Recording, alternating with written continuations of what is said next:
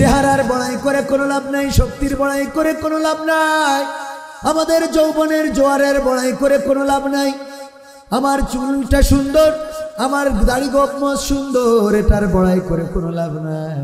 হাসলে দাঁতগুলো যখন বের হয় ঝকঝক চকচক করে, এটার বড়াই করে কোনো লাভ নাই। মেহজাবিনের বিয়ে হয়েছে, 14 বছর প্রেম সাকসেস করেছে, নতুন করে 14 তারিখে বিয়ে করে।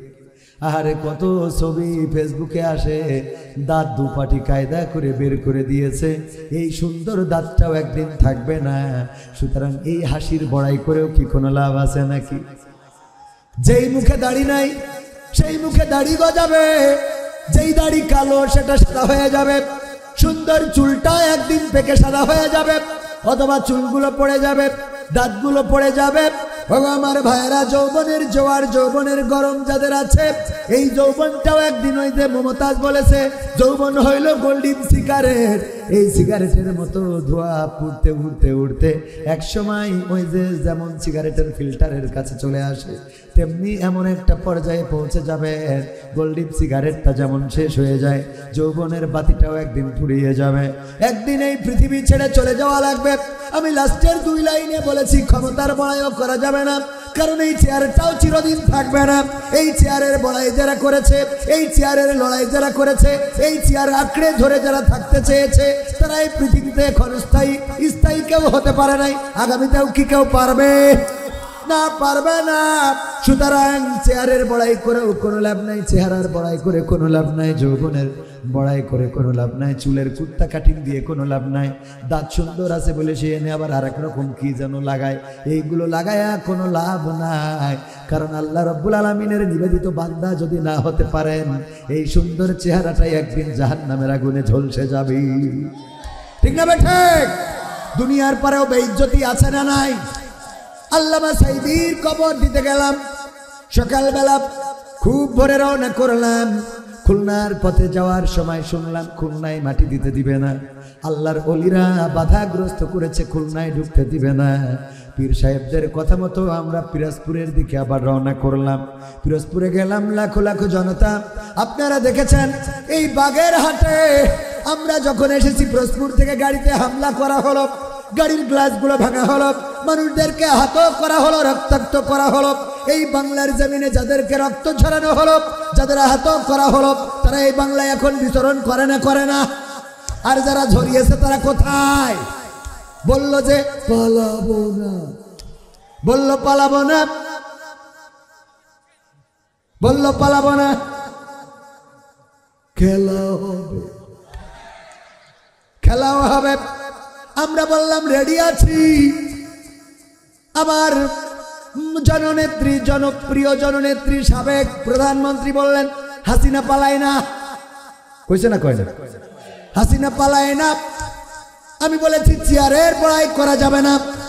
গৌর গোবিন্দের যে অবস্থা হয়েছে, ফেরাউন নমরুদের যে অবস্থা হয়েছে, তাদের মুরিদ যারা, তাদের প্রেতাত্মা যারা, তাদের পথ ধরে চলবে যারা, তাদের অবস্থাও এই দুনিয়ায় একই রকম হবে না? হবে না? তাদের অবস্থাও একই রকম হবে। যত বড়াই না করেন না কেন, যত ক্ষমতা দেখান না কেন, আল্লাহ রাব্বুল আলামিন বললেন মুসা যাও, ফেরাউনকে যে শিগগিরই ঠান্ডা করো, কারণ ফেরাউন বলেছে আনা রব্বুকুমুল আলা, আমি রব, আমারে রব মেনে নাও, আমি খোদা, আমি স্রষ্টা, আমি সব কিছু করি, নীল নদের পানি আমার হুকুমে যাই আসে, সুতরাং তোমরা আমার কাছে নত হও, আমার কথা মতো মিশর চলবে।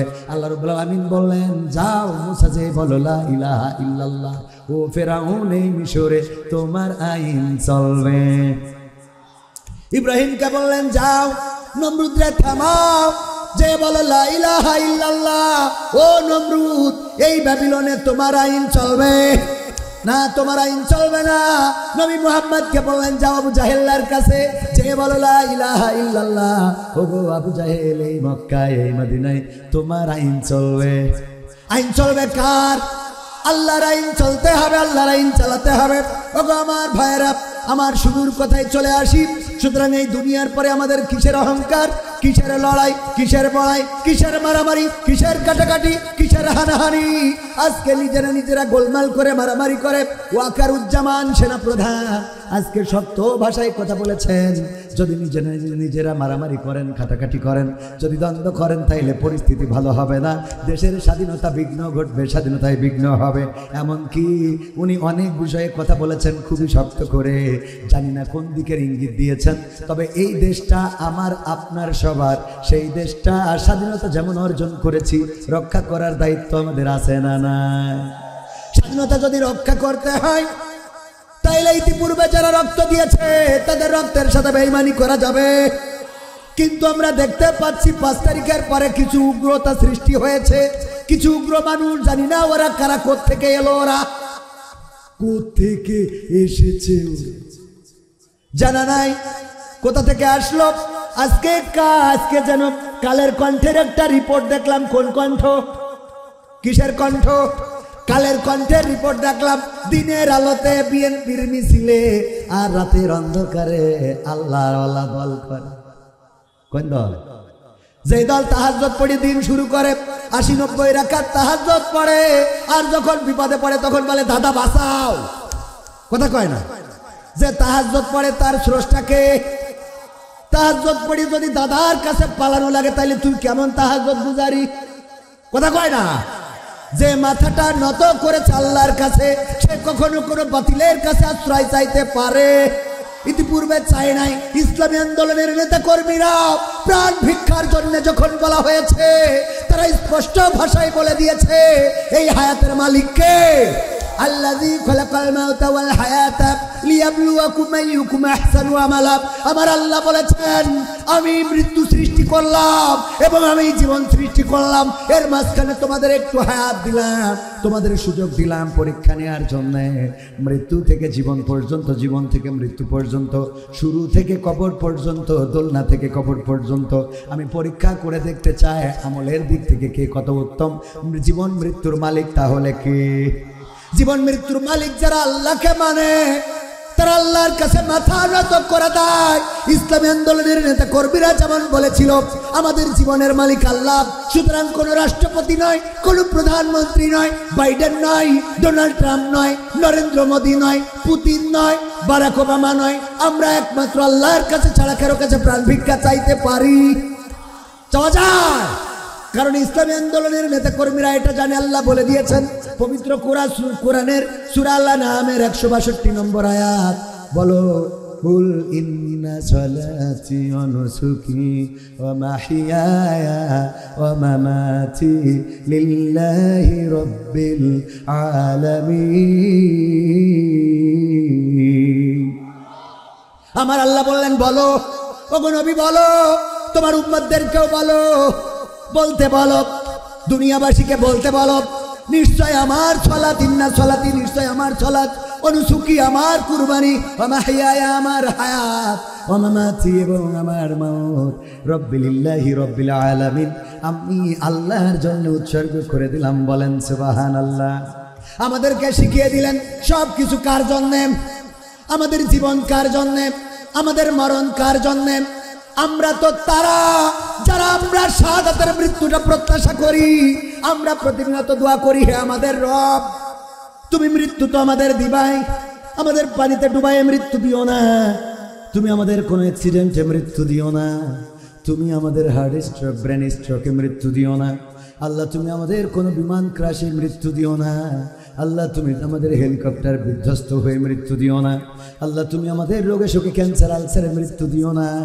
ওগো আল্লাহ, মৃত্যু যখন দিবা তোমার কোরআন কায়েমের আন্দোলনের রাজপথ থেকে শান্তমুগ্ধ ইয়ামিনের মতো, বদরের সাহাবী, ওহুদের সাহাবীদের মতো যেন বুকটা পেতে দিতে পারি, বাতিলের বুলেট যেন পক্ষটাকে ঝাঁঝরা করে দেয়, আমাদের রক্তে যেন জমিনটা রঞ্জিত হয়ে যায়। আল্লাহ মরণ যখন দিবা তখন আমাদের শাহাদাতের মৃত্যু নসিবে করে দিও। এই দোয়া আমরা করি না? করি না? আমরা আমাদের মৃত্যু জানি যে আল্লাহর হুকুম ছাড়া হয়। আমাদের সাহাবীরা শিখিয়েছেন। আব্দুল উজ্জা ওরফে আব্দুল্লাহ জুলবাজাদাইন, আব্দুল্লাহ জুলবাজাদাইন নাম মনে আছে না নাই? রাদিয়াল্লাহু তাআলা আনহু। আব্দুল উজ্জার ঘটনা আপনাদের জানা আছে। চাচাকে বললেন, ওগো চাচা, নবী মুহাম্মদ সম্বন্ধে আপনার ধারণা কি?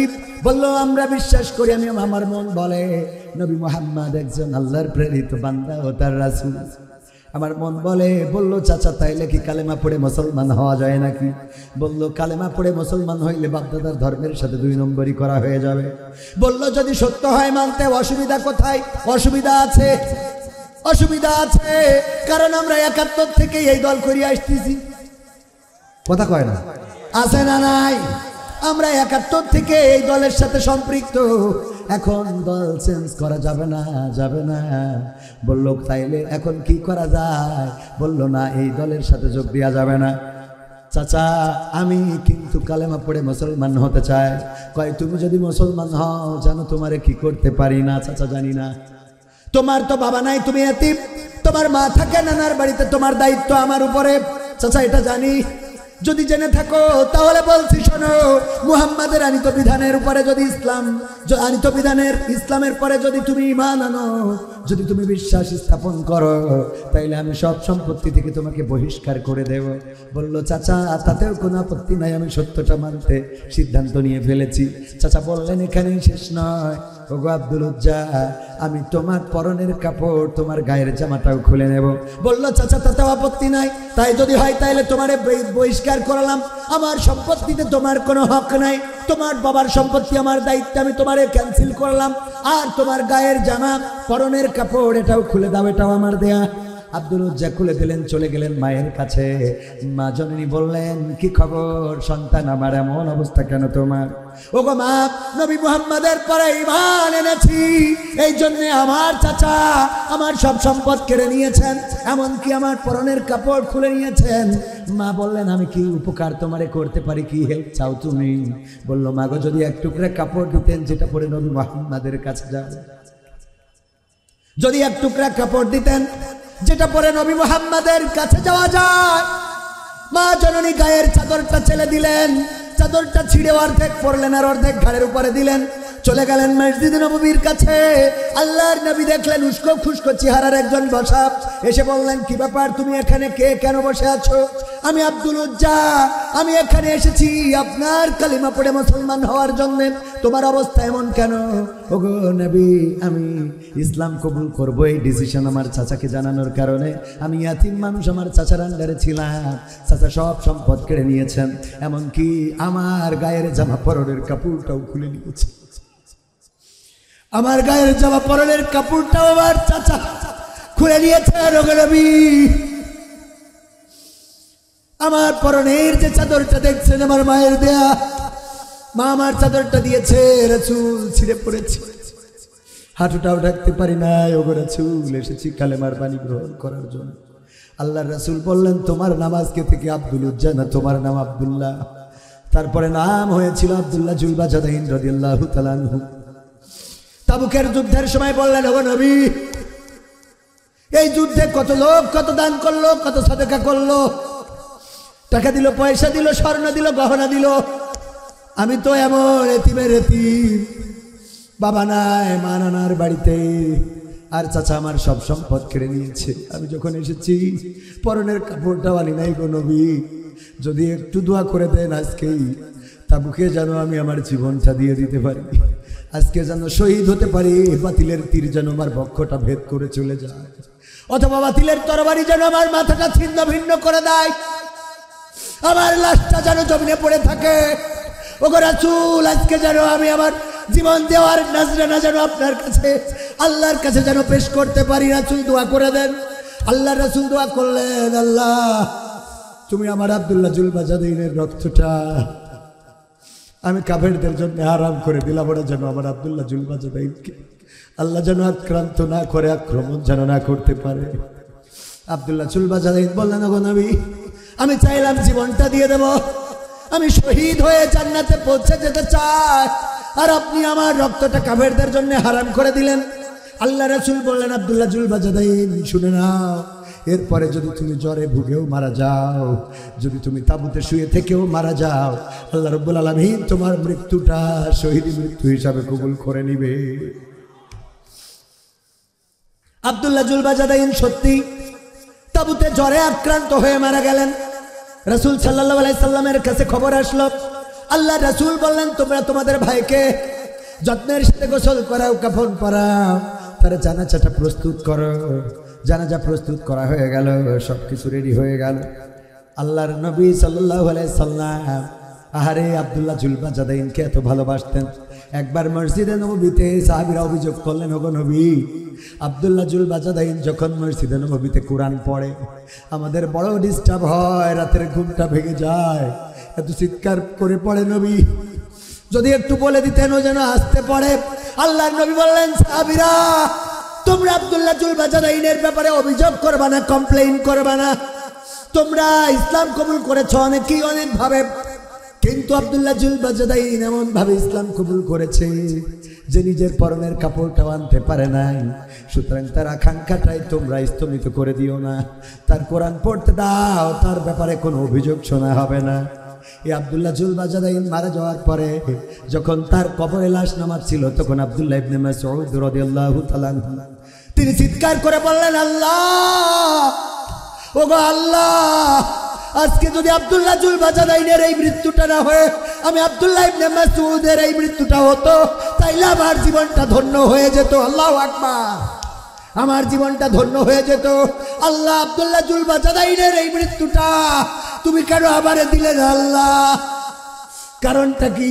কারণ হলো জানাজা পড়ানোর শেষে যখন লাশটা নিয়ে গেল কবরে, যখন লাশ কবরের কাছে নিয়ে যায়, খাটিয়াটা বহন করেছিলেন স্বয়ং আবু বকর এবং ওমর রাদিয়াল্লাহু তাআলা আনহু, দুইজনে খাটিয়াটা ধরলেন, খাটিয়াটা ধরে নিয়ে যাচ্ছেন কবরের কাছে। অন্ধকার রাতে বাতি নিয়ে দাঁড়ানো যেই মানুষটা, তিনি ছিলেন বেলাল রাদিয়াল্লাহু তাআলা আনহু, ইসলামের প্রথম মুয়াজ্জিন। আর কবরের মধ্যে যিনি নেমে গিয়েছিলেন তিনি আর কেউ নন, তিনি আখেরি জামানার পয়গম্বর নবী মুহাম্মদ সাল্লাল্লাহু আলাইহি ওয়াসাল্লাম। তিনি নেমে গেলেন কবরের মধ্যে। আব্দুল্লাহ জুলবাজাদাইনের লাশটা কবরে শোয়ালেন। আল্লাহর কাছে দুটি হাত তুলে বললেন, আল্লাহ, ওগো রব, আজকে সন্ধ্যা পর্যন্ত আমি আব্দুল্লাহ জুলবাজাদাইনের উপরে সন্তুষ্ট ছিলাম, তুমি আব্দুল্লাহ জুলবাজাদাইনের উপরে সন্তুষ্ট হয়ে যাও। আল্লাহর রাসূল কোন সাহাবীর কবরে নেমে লাশটা নামি এমন কথা বলা, এর থেকে বড় ভাগ্যের আর কি হতে পারে? এর থেকে বড় প্রাপ্তির আর কি হতে পারে? ওগো আমার ভাইয়েরা, আমাদেরকে যারা থামাতে চায়, আমাদেরকে যারা দমাতে চায়, ক্ষমতার পাওয়ার দেখায়, আল্লাহর কসম করে বলি, এই ক্ষমতার চেয়ারকে আমরা আমাদের পায়ের জুতাও মনে করি না।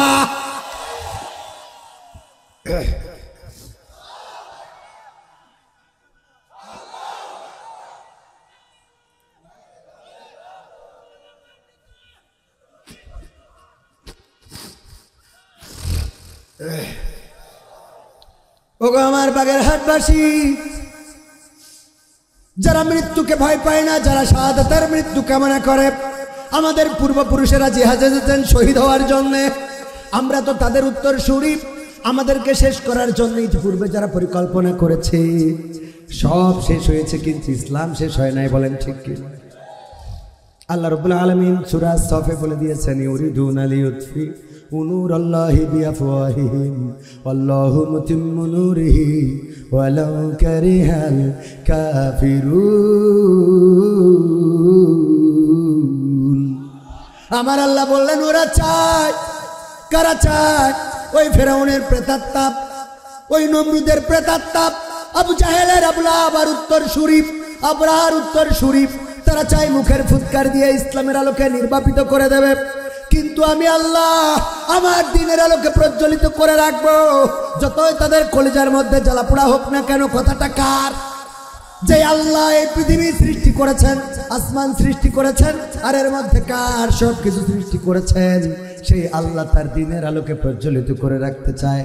সুতরাং এই আলোকে যারা নিভিয়ে দিতে চায়, মিটিয়ে দিতে চায়, আল্লাহর কসম করে বলি, এই জমিন থেকে তারা শেষ হয়ে যাবে, ইসলামের আলোকে নির্বাপিত করা যাবে।